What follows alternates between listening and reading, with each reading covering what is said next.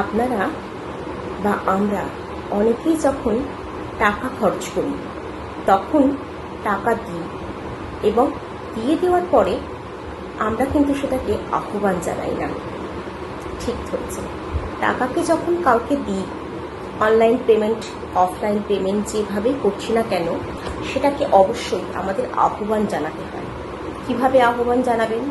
যখন টাকাটা কাউকে দেবেন, যে কোনো টাকার নোট 500, 100, 50, 10 যাই হোক না কেন, সেটাকে ফোল্ড করে দেবেন, সেটাকে খুলে দেবেন না। ফোল্ডের যে খোলা দিকটা সেটা আপনার দিকে রাখবেন, বন্ধ দিকটা যাকে দিচ্ছেন তার দিকে রাখবেন।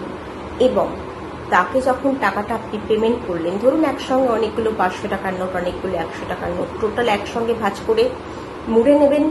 নিয়ে গুছিয়ে নিয়ে মুড়ে নিয়ে নিজের দিকে খোলা অংশটা রেখে তার দিকে বন্ধ অংশটা রাখবেন এবং মনে মনে 3107 এই সংখ্যাটা 3 বার বলবেন এবং মনে মনে, এবং তাকে টাকাটা দিয়ে দিবেন।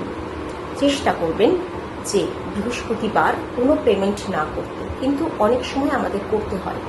ডক্টরের কাছে যাওয়া, কোনো কিছু বিশেষ জিনিসপত্র কেনা, এই হিসাবে আমাদের করতেই হয়, কিছু করার থাকে না।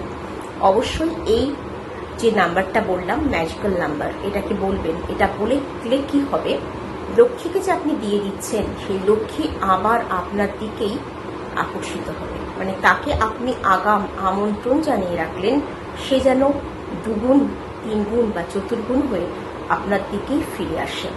এই টোটকাটা অবশ্যই ফলো করে রাখবেন, দেখবেন কাজে লাগবে।